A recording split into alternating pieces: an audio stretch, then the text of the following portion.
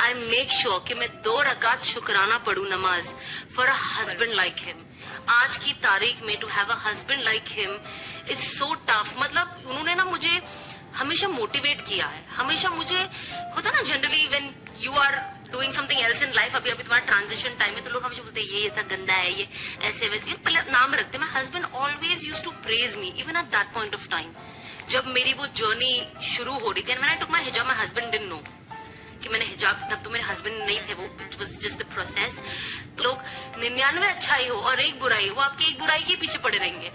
तो मेरे अंदर कितनी भी अच्छाई हो, लेकिन 1-2 बुराई जो मेरे अंदर है, लोग बस उसको ही आज तक वही चीज को पॉइंट आउट करते हैं। तो उस तरीके से मेरे हस्बैंड ने मुझे ना बहुत पॉजिटिवली इन्फ्लुएंस किया। And when we got married there were lot of people who said तीन होती रोती थी when I to see all this. मैं नहीं ले पाती थी, मैं बहुत सेंसिटिव थी इस चीज को लेकर।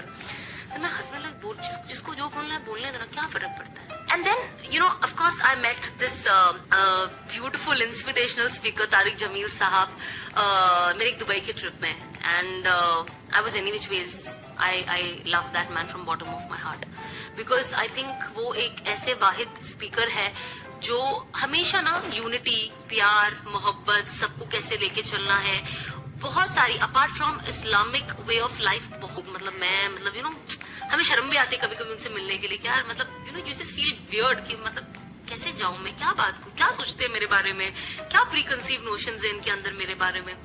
बट उन्होंने मुझे यू नो रुबीना मुझे हदिया भी दिया, गिफ्ट भी दी, मुझे इतनी इज्जत दी, इतना वक्त दिया और मुझसे ऐसी कोई बात नहीं करी काम छोड़ दो, हलाल कमाओ, ये गंदा है, कुछ नहीं। बल्कि he was talking to me, और क्या हो रहा है तुम्हारी इंडस्ट्री में, और क्या कर रहे हो। एंड ही वाज सो मतलब मुझे यकीन ही नहीं हो रहा था कि मैं एक ऐसे इंसान से मिल रही हूँ जिसने, उन्होंने अपनी डॉक्टर की पढ़ाई करी एंड वो पढ़ाई करते वक्त उनको जहन में आया कि अब मुझे ये नहीं करना, दीन का इल्म हासिल करना है, मुझे मौलाना बनना है। एंड दैट टाइम उनके खुद के इंटरव्यूज में कि उनके पेरेंट्स ने अपोज किया क्योंकि and then they compared my, I said पागल तुम्हारी आंखों में पर्दा है, Sana is here and the husband is here, you don't know his value, he is the हीरा इन द कोयला, just because you don't know. तो तुम दुनिया का देखकर you know the outer beauty, he was younger to me, so I was like तुम छोटे हो और I am 7 years older. So then he's telling me the sunnat. Rasulullah sallallahu alaihi wasallam when he got married first time with his first wife Ma Khatija, she was elder to him 15 years. So he was like ये सुन्नत भी पूरी हो जाएगी। And I was like अच्छा। And मुझे हमेशा ऐसा लगता था, मेरे जहन में था कि मौलाना बहुत बोरिंग होते हैं, you know, because मैं क्या ये चीज सही नहीं है, गुनाह है या ये कहीं ना कहीं बचपन से हमारे माँ बाप हमारे अंदर डालते हैं। The fact is, अब जैसे बर्थडे सेलिब्रेट करना इज हराम, इट्स नॉट गुड। और अगर आप इन जनरल भी देखोगे तो जो हैप्पी बर्थडे है ये एक सेटनिक रिचुअल है। And it's very, it's all on the gram, like you don't even have to believe me for a matter of fact, just go and research. तो एक जो पहले विंटर्स में जो जगह हुआ करती थी तो वहां पे जो लोग मर जाते थे, तो जो वो जितने लोग वो विंटर बच जाते थे तो वो लोग जितने साल बचे वो कैंडल लगा के करते थे।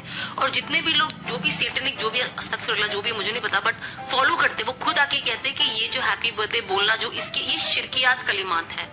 तो जब ये लोग ये बोलते हैं इट इज प्रेजिंग द सेटन। तो जब मैंने ये सुना तो मैंने कहा, एंड 2020 वाज द टाइम जब मेरे दोस्तों को भी पता नहीं था, when I was you know जब चेंजेस आ रहे थे तो बेचारे मुझे सरप्राइज देने घर पे आ गए। एंड आई वाज लाइक ये तुम्हारा आखिरी साल है, वैसे भी अगले साल तुम दिखने भी नहीं हो मेरे यहाँ, मेरे बर्थडे ही नहीं मनाना है तो कहाँ दिखोगे। तो and that is when I made sure कि उस टाइम मैंने बोला कि अब मैं अपना कोई बर्थडे सेलिब्रेट कभी नहीं करूंगी।